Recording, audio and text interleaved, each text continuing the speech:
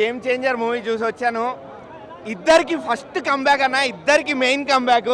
ఒకటి శంకర్, ఇంకోటి రామ్ చరణ్. ఇద్దరికి biggest comeback, craziest comeback. Pure mass commercial movie with social message.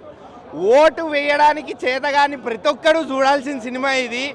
ఎవరైతే ఇంట్లో కూర్చుంటారో ఓటు వేయడానికి కదలకుండా వెళ్ళి చూడండి ఫస్ట్ సినిమా. ఓటు వేయని వాళ్ళ కంట్రీ దేశం కూడా ఏమి ఇవ్వదు. యావరేజ్ కాదన్న, యావరేజ్లు బిలో యావరేజ్లు మాట పక్కన పెట్టండి. మూవీని ఇష్టపడే వాళ్ళు, సినిమాని ఇష్టపడే వాళ్ళు వెళ్ళి చూడండి.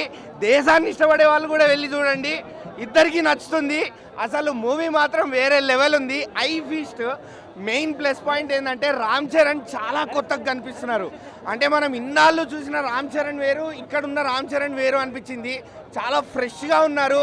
ఆయన స్క్రీన్ మీద ఆయనకున్న ఎనర్జీ, తర్వాత కియారా గారితో ఉన్న కెమిస్ట్రీ అసలు చాలా వండర్ఫుల్గా ఉంది.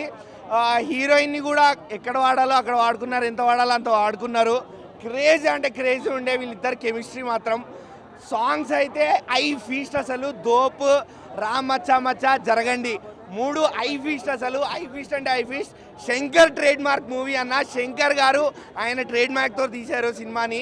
స్టోరీ, స్క్రీన్ ప్లే ఎక్కడ తగ్గకుండా చాలా బ్యూటిఫుల్గా వెళ్ళింది. ఎక్కడ ల్యాగ్ అని కూడా అనిపించదు మనకి. రామ్ చరణ్ గారి ఫ్లాష్ బ్యాక్లో ఉన్న క్యారెక్టర్ని ఎంత అయితే హైప్ చేశారో ఆ క్యారెక్టర్కి రామ్ చరణ్ గారు న్యాయం చేశారు. అలానే ఆయన కాలేజ్ స్టూడెంట్గా ఉన్న క్యారెక్టర్, అట్లనే ఐఏఎస్ ఆఫీసర్గా ఉన్న క్యారెక్టర్, ప్రతి చోట యాక్టింగ్ మాత్రం ఎక్కడ తగ్గలే రామ్ చరణ్ గారు.